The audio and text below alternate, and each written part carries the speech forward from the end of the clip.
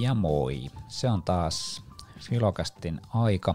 Tervetuloa taas kuuntelemaan filosofian teorioita ja vähän toivottavasti myös oppimaan niitä.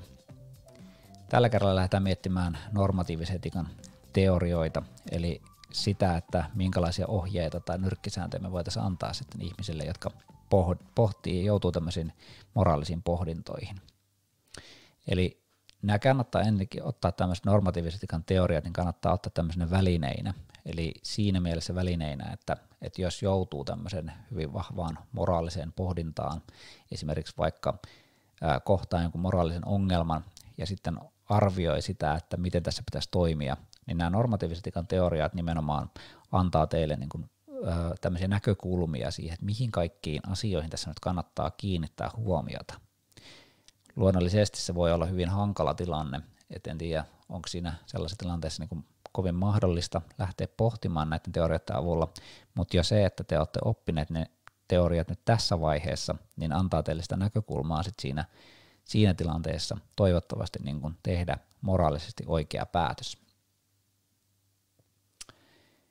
No me jaetaan nyt tämä normatiivinen etiikka oikeastaan kahteen jaksoon, eli käydään tässä ensimmäisessä jaksossa nämä 3 yleisintä teoriaa, eli hyve-etiikka, velvollisuusetiikka ja seurausetiikka läpi, ja sen jälkeen toisessa jaksossa perustetaan enemmänkin tämmöisiin näihin muihin näkemyksiin, eli oikeusperustaiseen tai sopimusperustaiseen etiikkaan, näin niin kuin esimerkkinä.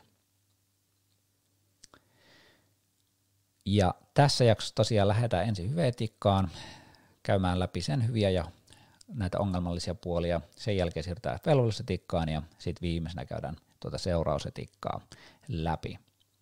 Jos me lähdetään niin kuin ihan tämmöisestä ajatuskokeesta liikkeelle, niin ajatuskokeena voitaisiin lähteä miettimään sitä, että jos nyt olisi tämmöinen hirveä esimerkki, että meillä olisi tämmöinen hullu, joka tulee poliisilaitokselle ilmoittaa, että hän on laittanut pommin yhteen sen kunnan päiväkodeista. Niitä päiväkoteja nyt on niin paljon, että niitä ei yksinkertaisesti kerätä kaikkia evakuoimaan ennen kuin se pommi räjähtäisi. Mutta jos me saataisiin siitä hullusta, saataisiin irti se tieto, että missä päiväkodissa tämä pommi sattuu olemaan, niin siinä tilanteessa me kerättäisiin evakuoida kyllä tämä yksi kyseinen päiväkoti helpostikin.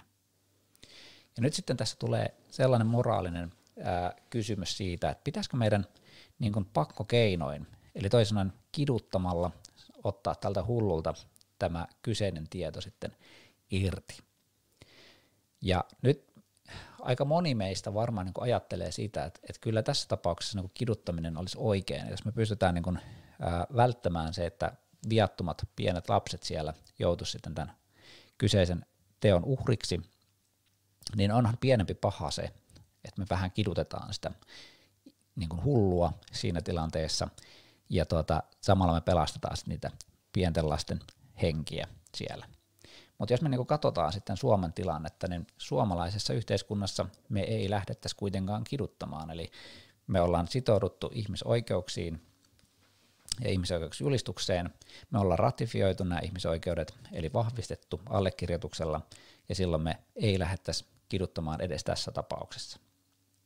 Ja tässä nyt tulee oikeastaan niin kuin hyvin esimerkkinä esille se, että miten niin kuin erilaiset moraaliset teoriat käsittelee sitten tätä kiduttamisen ongelmaa tai tällaista kyseistä ongelmatekijää. Ja käydään läpi sitten varsinkin tuolla seurausetiikassa ja velvollisuusetiikassa tätä kyseistä esimerkkiä vielä niin kuin tarkemmin. Mutta lähtökohtaisesti voisi niin lähteä miettimään, että tässä meillä nyt on moraalinen ongelma, johon meidän pitäisi lähteä niin kuin antamaan jonkinnäköisiä nyrkkisääntöjä tai ohjeita. No jos ensin tarkastellaan hyve-etiikkaa, niin hyve-etiikassa tavallaan meidän pitää ensin määritellä se, että mitä se hyve nyt sitten oikeastaan tarkoittaa. Ja tässä ehkä sellainen niin kuin helpoin tapa ymmärtää, että tämä hyve on se, että jos mietit ensinnäkin itse sellaisen niin kuin mahdollisimman hyvän ihmisen, että kuka on mahdollisimman hyvä ihminen sinun mielestäsi.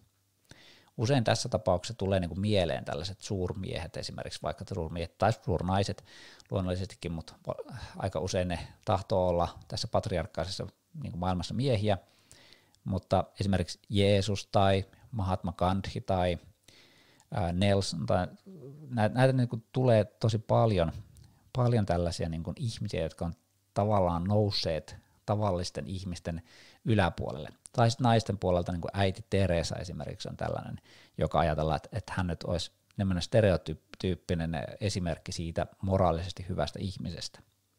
Nyt meillä on siis määriteltynä se, että meillä otetaan nyt mieleen vaikka, että otetaan se äiti Teresa vaikka tässä nyt tapauksessa. Ja äiti Teresa on nyt hyvä ihminen. Äiti Teresa, niille, jotka ei tiedä sitä, niin on nunna, joka omisti oman elämänsä tämmöisen niin kuin orpojen auttamiseen ja teki sille hyvin merkittäviä tekoja katolisen kirkon piirissä. Ja nimenomaan hän olisi voinut valita jonkun muunkin elämäntavan, mutta hän valitsi tällaisen hyvin vaatimattoman elämäntavan, jossa auttoi nimenomaan orpolapsia ja niin kuin hyvin merkittävästi. No nyt sitten jos me mietitään, että mikä tekee niin kuin äiti Teresasta hyvän ihmisen, niin me voidaan ruveta luettelemaan tämmöisiä moraalisia hyveitä, kuten esimerkiksi vaikka, että äiti Teresa on epäitsekäs, eli hänellä on tämmöinen epäitsekkyyden hyve, tai hän on rohkea, hän teki rohkean päätöksen elää sillä omalla tyylillään, eli hänellä on tämmöinen hyve kuin rohkeus. Hän on ehkä oikeudenmukainen, hän näkee sen, että kaikki, myöskin ne heikommassa asemassa olevat, ovat yhtä oikeutettuja tällaiseen elämään ja hyvään kuin kaikki muutkin ihmiset, eli tämmöinen oikeudenmukaisuuden hyve löytyy myöskin tältä äiti Teresalta. Eli nyt me tavallaan, kun me määritellään sitä hyvää ihmistä, niin me tullaan määritteleeksi niiden ominaisuuksina nämä jutut, ja nämä ominaisuudet, tämmöiset moraaliset ominaisuudet on niitä hyveitä. Aika usein näkee, että hyvä ja hyve sekoitetaan keskenään, eli tämä hyvä ihminen omaa näitä hyveitä, eli moraalisia, siis yksilön tai yhteisön kannalta hyviä luonteenpiirteitä, niin ne on niitä hyveitä nyt sitten. Ja ajatuksena tämmöisessä hyveetiikassa on nimenomaan tällainen hyvän ihmisen prototyyppi, tai että me tavallaan kasvatetaan ihmisestä hyvä ihminen, ja tämän hyvän ihmisen on sitten helppo toimia oikein tämmöisissä erilaisissa moraalisissa tilanteissa. Et jos me verrataan tätä seurausetiikkaan tai velvollisuusetiikkaan, niin tässä me kiinnitetään niin kuin selkeästi huomiota siihen ihmiseen itseensä, siihen, että me muokataan sitä ihmisestä halutun kaltainen hyvä ihminen, ja sitten ihan sama minkälaiseen tilanteeseen hän joutuu, niin hänen on hyvä toimia tai helppo toimia sit siinä tilanteessa oikein. Se ei siis kiinnitä huomiota siihen tekoon, niin kuin velvollisuusetiikka myöhemmin tullaan katsomaan, eli käytännössä se, että se ei kiinnittäydy siihen, että joissain tilanteissa on oikein vaikka valehdella ja joissain tilanteissa ei ole oikein valehdella. Se ei myöskään kiinnitä huomiota pelkästään seurauksiin, siis siitä, että aina pitäisi tehdä sellainen teko, josta seuraa jotain hyvää, vaan joskus myöskin sellainen teko voi olla oikein, josta seuraa huonojakin asioita. No, suosituinta tämä hyve-etiikka oli nyt antiikin aikakaudella, ja siellä niin kuin erityisesti Platon ja Aristoteles oli niin kuin tämmöisiä henkilöitä, jotka edustivat tätä hyve-etiikkaa. Ja Aristoteles esimerkiksi niin kuin lähtökohta oli tällainen niin kuin ihmisyydessä se, että ihminen nyt lähtee yleensä toteuttamaan hyvää elämää, eli me pyritään hyvään elämään ja onnellisuuteen myöskin sitä kautta. Ja nyt sitten, mikä sitten tuottaa meille sitä hyvää elämää, niin on se, että jokaisella olennolla, eläimellä, ihmisellä ja tällaisella on tämmöinen niin sanottu oman lajin telos, eli päämäärä, mihin me niin kuin pyritään. Ja ihmisen kohdalla tämä päämäärä nyt on semmoinen niin kuin järkevyys, että meidän pitää pyrkiä tämmöiseen järkevyyteen. Järki erottaa esimerkiksi ihmisen eläimestä, tai ainakin niin kuin Aristoteleen mukaan. Ja nyt sitten, kun järki on se tärkeä, mihin pitää kiinnittäytyä, niin silloin luonnollisesti meillä tulee tämmöisiä niin kuin järjen hyveitä. Eli olisi hyvä, jos ihminen pyrkisi parantamaan omaa viisauttaan, ja sitten toisaalta myöskin kehittämään tämmöistä käytännöllistä järkeä, eli sitä, että osaa toimia erilaisissa tilanteissa hyvin, mikä niin kuin hyvin kuvastaa jo heti lähtökohtaisesti tätä niin kuin hyve-etiikan näkökulmaa. No sitten on olemassa myös niin kuin tämmöisiä luonteen hyveitä Aristoteleen mukaan, eli se just nimenomaan, että mikä tekee sitten ihmisestä hyvän, niin ne on nämä luonteen hyveet, ja nämä luonteen hyveet nyt sitten saavutetaan tämmöisen kasvatuksen avulla, tai se, että ihminen omaksuu ne kulttuurista, ihailemilta henkilöiltä, ja sitten toki niin kuin vanhemmat kasvattaa ihmisille tietynlaisia hyveitä, kuten vaikka rehellisyyttä. Eli tässä kun teidän vanhemmat on siellä hiekkalaatikolla ojentaneet teitä, kun te olette naapurin penalta ottaneet sen hiekkalapion kädestä, niin teidän vanhemmat on ottanut sitten ja sanonut, että hei, noin ei saa tehdä, annapas takaisin sille penalle se lapio, tuo on väärin. Niin siinä on tällaista epäitsekkyyttä ja oikeudenmukaisuutta ja muuta kasvatettu nyt teidän kohdallanne. Aristoteleen hyveetiikalle on tyypillistä tämmöinen kultaisen keskitien oppi, ja kultainen keskitie Aristoteleella tarkoittaa siis sitä, että yleensä hyveet perustuu siihen, että jotakin ominaisuutta on sopiva määrä, ja jos sitä on liian vähän tai liian paljon, niin silloin me tavallaan tiputaan sinne paheen puolelle. Esimerkiksi jos otetaan vaikka rohkeus, niin jos meillä on liian vähän rohkeutta, niin me ollaan pelkureita, ja se ei Aristoteleen mukaan ole hyve, mutta jos meillä on liikaa rohkeutta, niin sitten me ollaan uhkarohkeita, eikä sekään ole Aristoteleen mukaan hyve. Mutta rohkeus toimia ja rohkeus olla omaa mieltä ja tämmöistä, niin se on taas hyve. Samoin me voidaan ajatella vaikka seurallisuudesta, että jos me ollaan seurallisia, niin me sekä annetaan itsestämme siinä seurallisuudessa, kerrotaan omista asioistamme tai osallistutaan keskusteluun, mutta jos meillä on sitä liian vähän, niin silloin me vähän niin kuin jurotetaan siinä, ollaan vaan hiljaa eikä vastata kun kysytään, ja se on tietenkin pahe. Ja sitten taas toisaalta, jos me ollaan tämmöisiä lörpöttelijöitä, eli ei anneta puheenvuoroa muille sun muuta, niin luonnollisesti sekin on taas pahe. Eli seurallisuus on hyvä, mutta kummatkin nämä sen niin kuin liiallinen ja liian vähäinen seurallisuus on taas Aristoteleen mukaan pahetta. No sitten nykyisin, jos ajatellaan hyveetiikkaa, niin nykyisin tätä hyveetiikkaa kehittelee tämmöinen kuin on kehitellyt 1900-luvulla kuin Alasdair MacIntyre, joka näkee ehkä enemmänkin tämän tämmöisen niin kuin yhteisön tai jopa niin kuin ammatin etiikan työvälineenä. Et tämmöinen niin kuin antiikin hyveetiikka ei välttämättä enää tänä päivänä ihan hirveän tämmöinen niin varsinkin tämä päämääräajatus siitä, että ihmisellä on joku telos, jota kohti se pyrkii, ja tänne antiikin Kreikkaan liittyy myös tämmöinen niin kuin essentialistinen näkemys siitä, että jokaisella ihmisellä on jonkun tietty olemus, jota hänen pitää toteuttaa, ja se liittyy hyvin olennaisesti tähän päämäärä- ja telosajatteluun.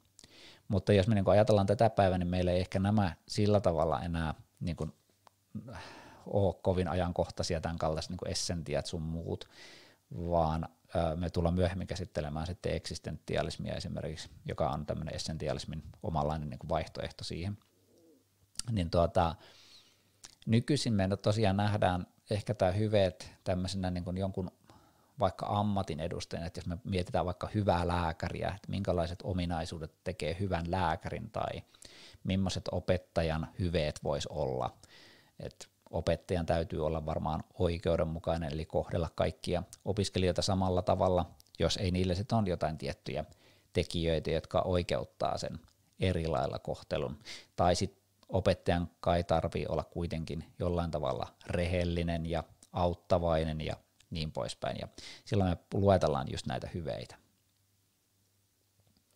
No hyveetiikan ongelmat oikeastaan, ehkä yksi sellainen, mikä tulee usein hyveetiikasta ongelmana on se, että se ei oikeastaan anna semmoisia hirveän hyviä konkreettisia ohjeita siihen tilanteeseen. Että sitten kun me joudutaan siihen moraaliseen tilanteeseen, niin sitten se, että vedotaan vaan siihen, että no tee nyt sitten oikeudenmukaisia ja rehellisiä johtopäätöksiä, niin se voi olla aika hankala. Jos me verrataan tätä vaikka seurausetiikkaa ja velvollisuusetiikkaa, jotka selkeästi niin kuin antaa selkeämpiä ja konkreettisempia ohjeita näihin moraalisiin tilanteisiin, niin tämä on yleensä tämmöinen niin kuin tietynlainen abstraktiivisuus tai niin kuin tietynlainen yleispätevyys, mikä tässä hyveetiikassa on, niin tämä usein nähdään sit siinä yhtenä tämmöisen niin kuin ongelma-ominaisuutena. Ja sitten toisaalta niin kuin myöskin se, että sit kun on ollut erilaisia hyveeetikoita, niin nämä hyveet tahtoo olla sitten vähän erilaisia, että mitkä on sitten oikeat hyveet. Jos me mietitään vaikka nöyryyttä, onko nöyryys hyve, niin voidaan niin kuin kuvitella joku vanhempi, joka sanoo, että kyllä pitää olla nöyrä, kun lähtee tuonne maailmaan. Tai sitten voidaan ihan yhtä hyvin miettiä joku vanhempi, joka sanoo ihan yhtä oikeutetusti, että kun menet tuonne maailmaan, niin älä nöyristele siellä. Ja tämä nöyryys hyveenä nähdään, toinen näkee sen hyveenä ja toinen näkee sen ehkä jonkinnäköisenä paheena. No, mitä vaihtoehtoja meille sitten hyveetikalle on, niin varmaan se yleisimmät on velvollisuusetikka ja seurausetikka, ja jos siirrytään seuraavaksi tuohon velvollisuusetikan pariin, niin velvollisuusetikkahan perustuu luonnollisesti nimensä mukaisesti velvollisuuteen toimia jollain tietyllä tavalla. Ja toki se voi niin kuin joskus tulkitaan sillä tavalla, että se on velvollisuus toimia jotenkin annettujen ohjeiden mukaisesti, kuten esimerkiksi vaikka Jumalan sääntöjen mukaisesti tai ohjeiden mukaisesti siellä, mutta ehkä niin kuin semmoinen aidompi velvollisuusetikan ja tärkeämpikin tänä päivänä on tämä Immanuel Kantin velvollisuuseettinen näkökulma, jossa se velvollisuus nimenomaan toimia on niitä omia moraaliperiaatteita noudattava. Eli meidän velvollisuus on toimia oman moraaliperiaatteiden mukaisesti.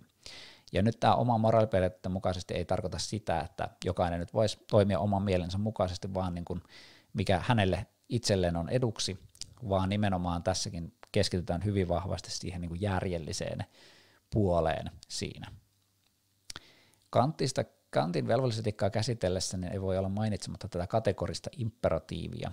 Kategorinen imperatiivi on siis 2 sanasta koostuva, ja tämä imperatiivihan käskymuoto, eli nyt on käskystä kyse. Ja kategorinen tässä tapauksessa tarkoittaa ehdottomuutta, eli Kantin kategorinen imperatiivi toisenaan tarkoittaa ehdotonta käskyä.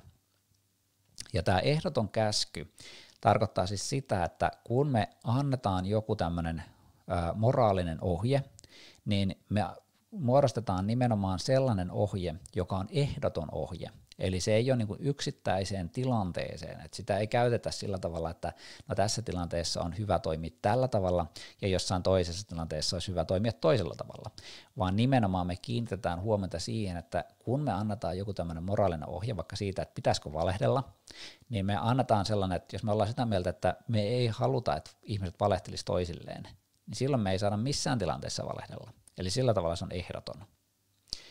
No, kategorinen imperatiivi kuuluu, se jakautuu, yleensä se jaetaan 2 osaan. Ja ensimmäinen osa kuuluu sillä tavalla, että toimi aina sellaisen ohjeen mukaan, jonka toivoisit tulevan yleiseksi laiksi. Eli toimi aina sellaisen ohjeen, säännön mukaan, jonka toivoisit tulevan yleiseksi laiksi.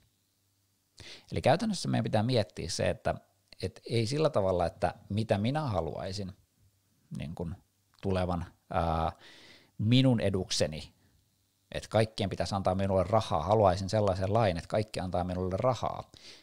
Pointti ei ole siinä, vaan pointti on siinä, että meidän pitäisi miettiä niin kuin, ihmisiä ylipäätänsä ja olla tämmöisiä pyyteettömiä tässä tilanteessa ja lähteä miettimään, että millaiset säännöt olisi sellaisia sääntöjä, jotka olisi hyväksi kaikille ihmisille. Ei minulle pelkästään, vaan kaikille niin muillekin ihmisille. Ja tällaisia sääntöjä, kun me lähdetään miettimään, niin sitten meillä tulee nimenomaan järjen kautta, me ruvetaan miettiä, että näin olisi järkevää toimia yhteiskunnassa tai ihmisten välillä. Ja sitten meillä on velvollisuus toimia niiden ohjeiden mukaan, mitä me ajateltaisiin. Me ei voi esimerkiksi tehdä niin, että minun mielestäni olisi hienoa, kun ihmiset ei valehtelisi toisilleen, mutta minä voin kyllä valehdella muille. Eli meillä on tavallaan silloin velvollisuus toimia sen oman luomamme moraalisäännön mukaan.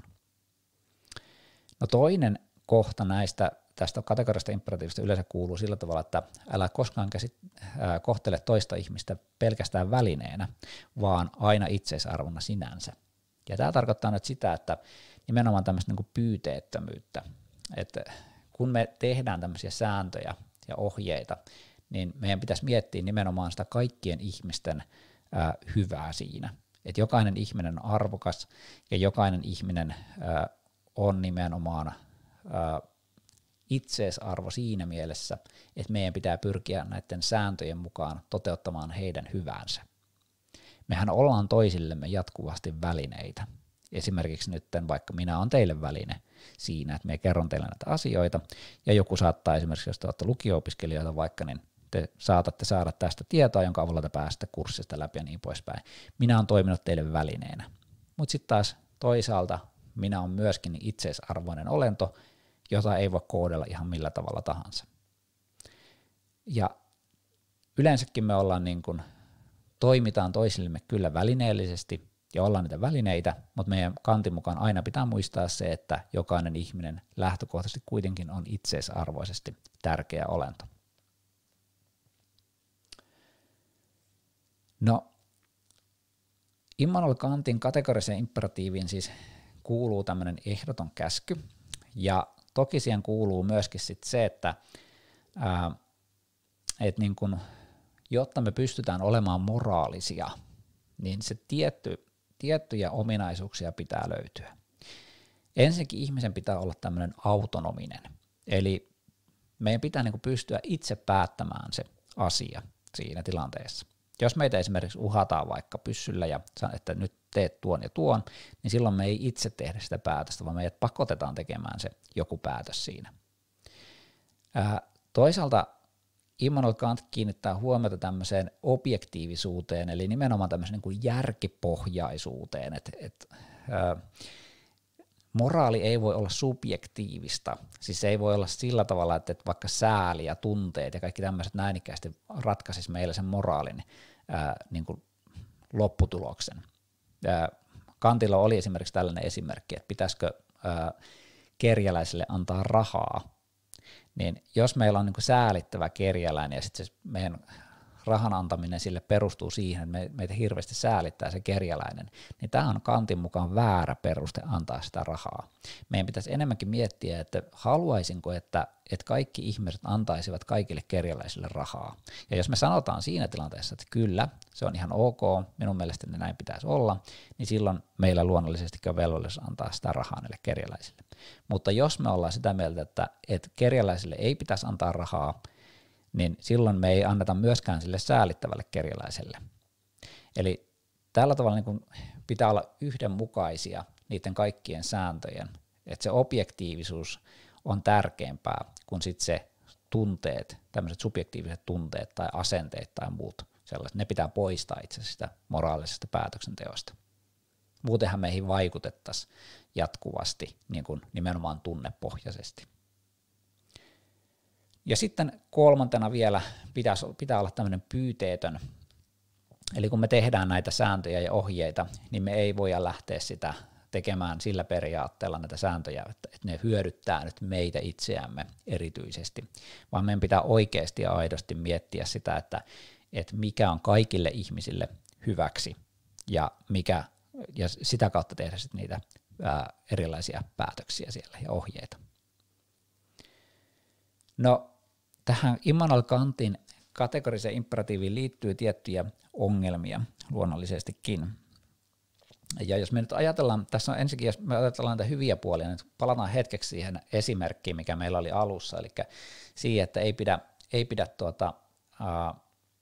kiduttaa sitä, tai pitäisikö kiduttaa vai eikö pitäisi kiduttaa, niin velvollisesti sanoo tässä tilanteessa, että ei pitäisi kiduttaa sitä hullua, joka uhkaa niitä päiväkotilapsia sillä pommilla.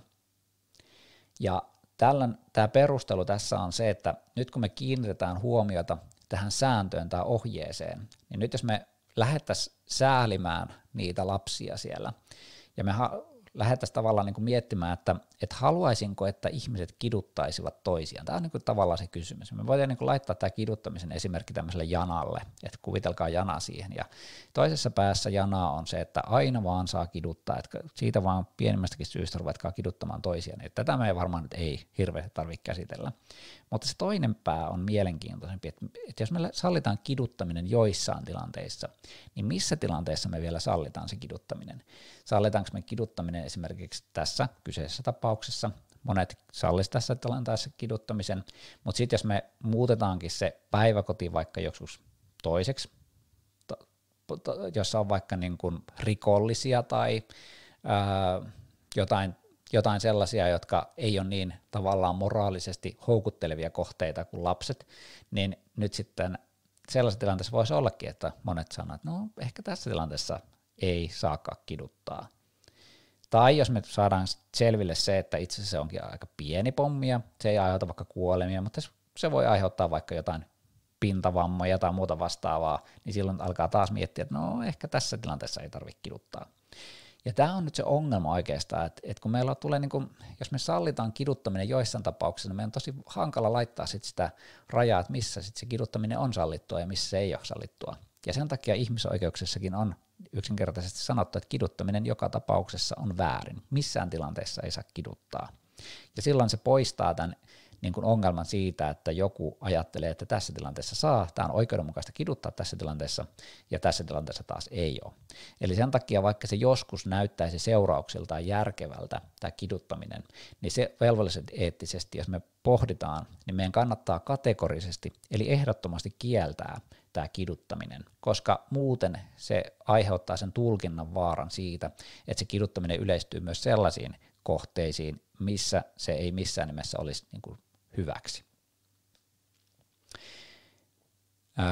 No sitten näistä velvollisuusetiikan ongelmista, jos mennään siihen ongelmiin, niin yksi sellainen velvollisuusetiikan ja Kantin ongelma on se, että nyt jos nämä säännöt on tämmöisiä ehdottomia, ja sitten jos meillä on kaksi tällaista sääntöä, esimerkiksi vaikka te olette joutuneet sellaiseen hirvittävään tilanteeseen, että on vaikka sotatilanne päällä, ja te olette suhteellisen puolueettomia, mutta teidän hyvä kaveri on sitten vastarintaliikkeen jäsen. Ja sehän tulee teidän luoksenne ja piiloutuu sitten johonkin huoneeseen sinne, ja kohta tulee sitten tämä vihollisleirin jäsen siellä ja kysyy sitten sitä, että tiedätkö minne tämä meni, kerro totuus, ja me aiomme ottaa hänet ja päästää päiviltä tämä henkilö. Anteeksi nämä hirvittävät esimerkit, mutta tämä ehkä kuuluu tähän etiikkaan. Ja tällaisessa tilanteessa teillä voisi olla kaksi moraalista imperatiivia, tai tämmöistä niin kuin kaksi kategorista imperatiivia. Toinen on se, että älä valehtele, ei saa valehdella koskaan, koska tämä on ehdoton, en halua, että valehtelisit. Ja sitten toisaalta suojele aina lähimmäistäsi, eli ei saisi aiheuttaa omilla teoillaan sellaista, joka vahingoittaisi omaa lähimmäistä. Ja nyt sitten tällaisessa tilanteessa tulee just se ongelma esille, eli meillä jossain tapauksessa tulee ristiriitoja kahden kategorisen imperatiivin välille, siis tämmöisen kahden ehdottoman käskyn välille. Tässä tapauksessa älä valehtele ja suojele lähimmäistäsi. Ja tässä tapauksessa on pakko ikään kuin rikkoa toista näistä. Et voi valita niin kuin molempia, vaan sinun pitää rikkoa toista. Ja tässä tilanteessa taas tulee sitten se, että okei, nyt oletetaan vaikka, että valehdellaan tässä tilanteessa, niin nyt sitten meillä tuleekin itse asiassa ensimmäistä kertaa se, että tämä ei ollutkaan ehdoton tämä käsky, vaan tämä olikin ehdollinen, että tällaisessa tilanteessa voi valehdella. Ja silloinhan me ollaan menetetty ikään kuin tämä perusajatus tästä kategorisesta imperatiivista, että jos nämä on ehdottomia käskyjä just sen takia, että meillä olisi helpompi toteuttaa tätä moraalisuutta näillä ehdottomuuksilla, kun sitten taas sillä, että me lähdetään tälle, että no tässä tilanteessa, niin nyt me kahden ristiriitaisen kategorisen imperatiivin tätä ehdottoman käskyn kohdalla, niin joudutaan luopumaan toisesta, ja se on luonnollisestikin sellainen, joka muodostuu isoksi ongelmaksi tähän näin. Et me toisaalta vaaditaan, että näiden pitää olla ehdottomia, mutta sitten kuitenkaan nämä ei välttämättä voi olla ehdottomia.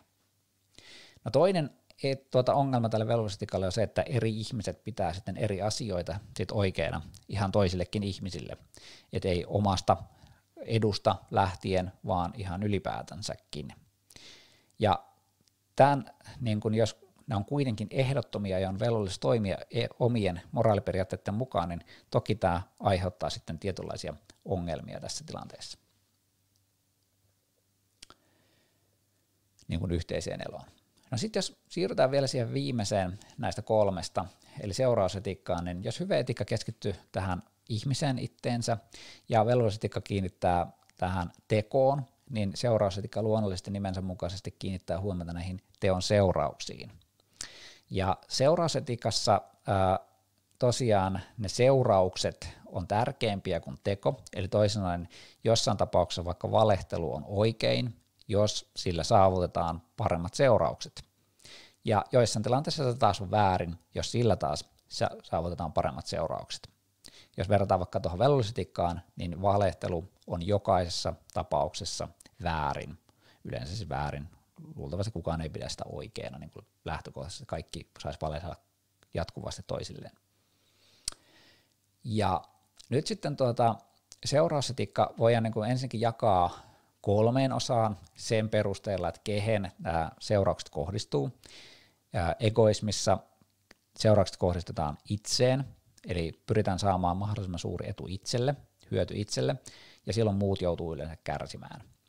Tai altruismi, jossa seuraukset ja hyöty kohdistetaan kaikkiin muihin oman itsen kustannuksella, ja silloin oma itse luonnollisesti kärsii.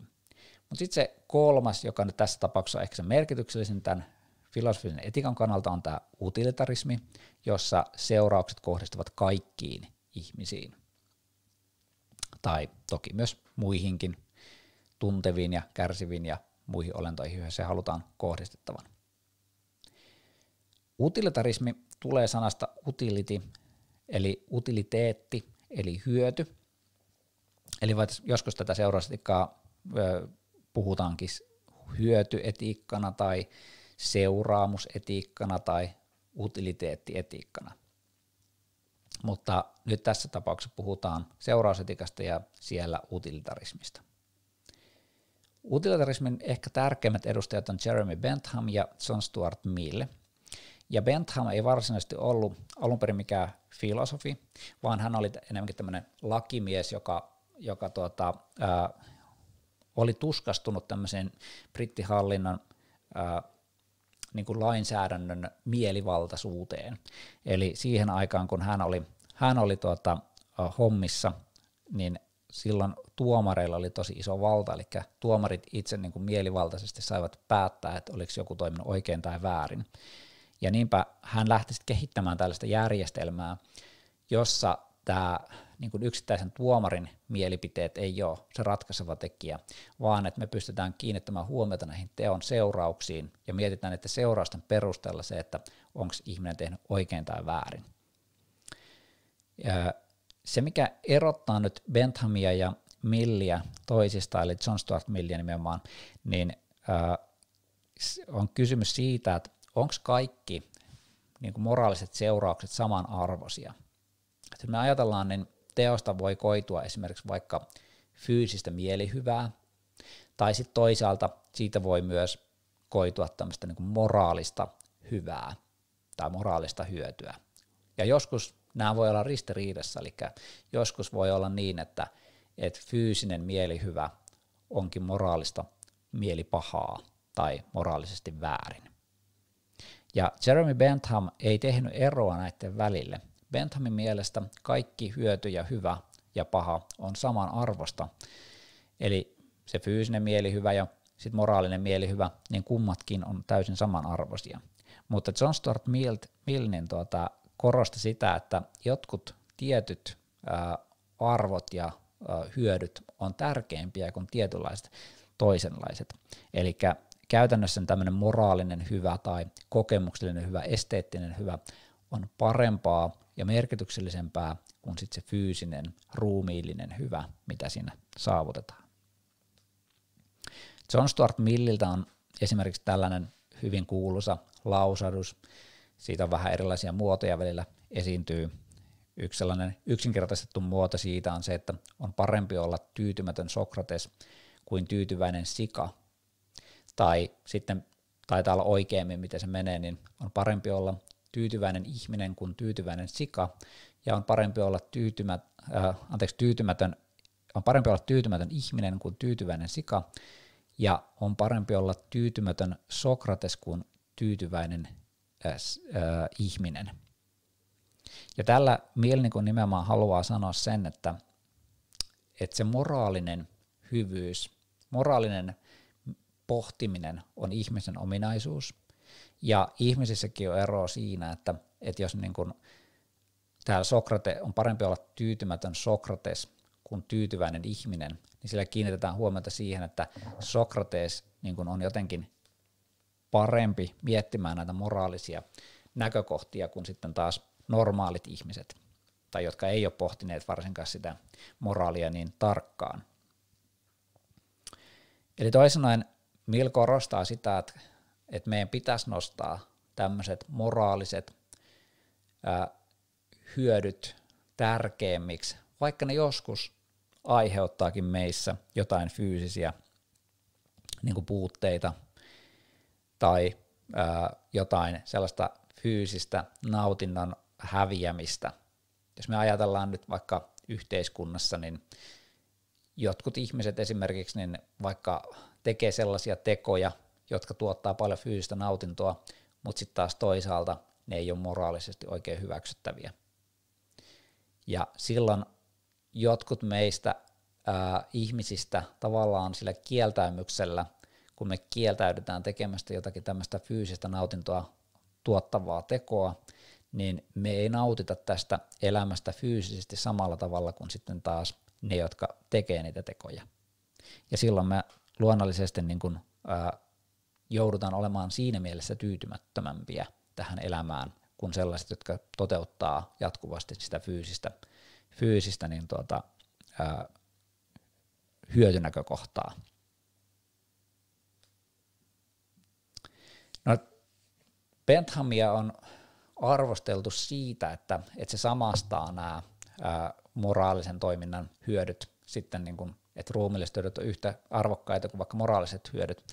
Mutta sitten taas Millia on taas kritisoitu siitä, että tavallaan tässä tulee tämmöistä aristokratioitumista näiden moraalisten arvojen arvioinnissa.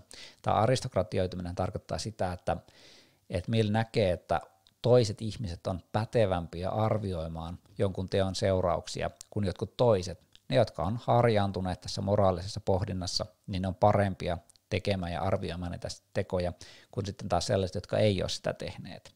Ja tämä sitten aiheuttaa semmoista niin kuin elitismiä, eli että jotkut ihmiset on niin kuin parempia toimimaan ja parempia päätöksenteoissa kuin toiset ihmiset. No loppuu vielä tähän näin, niin jos mietitään nyt sitä ensinnäkin meidän kysymystä siitä alkuvaiheesta, eli siitä, että pitäisikö tätä kiduttaa tätä hullua, niin seurauseetikot sanoisivat tässä luonnollisesti, että pitäisi kiduttaa, koska tästä kiduttamisesta olisi selvästi enemmän hyötyä, enemmän kuin sitten taas haittaa.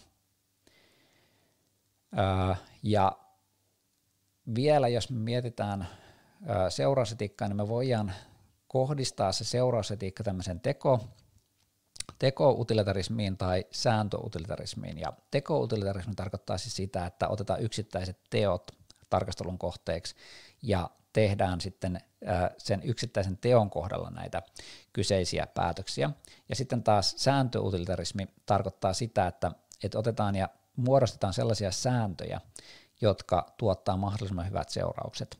Tämä lähestyy selkeästi tämmöistä velvollisuuseettistä periaatetta sitten tässä tapauksessa.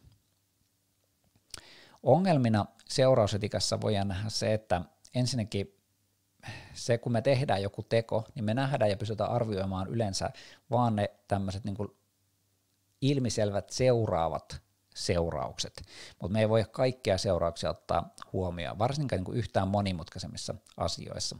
Esimerkkinä vaikka niin kuin Brexit-äänestys aikanaan Britanniassa, tai jos meillä tulee joku tämmöinen, vaikka että pitäisikö meidän erota eurosta, niin jos siitä tavalliselta ihmiseltä kysytään, tai vaikka kysytään vähän viisaammaltakin ihmiseltä, joka on perehtynyt siis kyseiseen asiaan, niin me ei oikeastaan tiedetä kaikkia näitä seurauksia, mitä sellaista tapahtuisi. Ja silloin meidän voi olla niin kuin hankala tehdä tämä päätös, että jos me tehdään vaan pelkästään niin kuin tämmöisen jonkun yksittäisen välittömän seurauksen perusteella, niin lopputulos voi ollakin seurausetiikan kannalta sit paljon huonompi, mitä me kuviteltiin.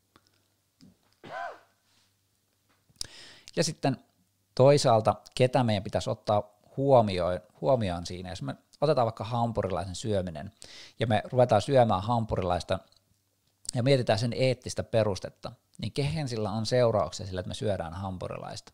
Luonnollisesti siihen firman omistajiin, sitten meihin itseemme me saadaan sitä mielihyvää siitä, ja me saadaan ruokaa, siihen myyjiin, jotka myy sen ja saa palkkaa siitä hampurilaisen myymisestä. Pitäisikö me ottaa ne eläimet huomioon, joita me syödään siinä, maanviljelijät, jotka on viljenneet sen viljan tai kasvattaneet ne lihakarjan ja kaikkea muuta vastaavaa. Entäs ne kuljettajat, jotka kuljettaa näitä tuotteita? Eli toisaalta, jos me otetaan kaikki huomioon, niin siinä tilanteessa me joudutaan niin kuin liian suureen. Et me ei voi kaikkia seurauksia ottaa huomioon tässäkään tapauksessa. Ja sitten vielä kolmantena ongelmana seurausetikalle on se, että miten tämä mielihyvä sitten määritellään. Kuka pystyy määrittelemään esimerkiksi, että kiduttaminen tässä tilanteessa, mikä meillä oli esimerkkinä, niin aiheuttaa tietyn verran kärsimystä ja sitten taas kuolemat aiheuttaa tietyn verran kärsimystä. Mikä tämä kalkyyli tässä on? Me erotetaan, vaikka jos me ajatellaan tätä hampurilaisen syömistäkin, niin jotkut toiset arvottaa lihan tuottamista ja sitä, että se eläin joutuu kärsimään ja eläin tavallaan joutuu kuolemaan sen lihan eteen, niin arvottaa sitä huomattavasti paljon enemmän, kun sitten taas toiset näkee, että se nyt ei kovinkaan kummoista ole se niin kuin eläimen merkitys tässä tilanteessa. Niin kuka määrittelee, kuka pystyy määrittelemään sen mielihyvän? Mikä peruste, mikä moraalinen peruste sille on? Ja varsinkin se, että onko se tämmöinen universaali niin kuin yleismaailmallinen, vai onko se vaan omiin mielipiteisiin pohjautuva. Eli nämä yleensä on tämmöisiä seurausetikan ongelmia, mitä nostetaan esille. Mutta tässä ollaan käsitelty ensimmäinen osa normatiivisen etiikan teorioista, ja toisessa osassa perustetaan sitten oikeusperustaiseen ja sopimusperustaiseen etiikkaan. Mutta kiitoksia tästä kerrasta ja seuraavaan jaksoon. Moi moi!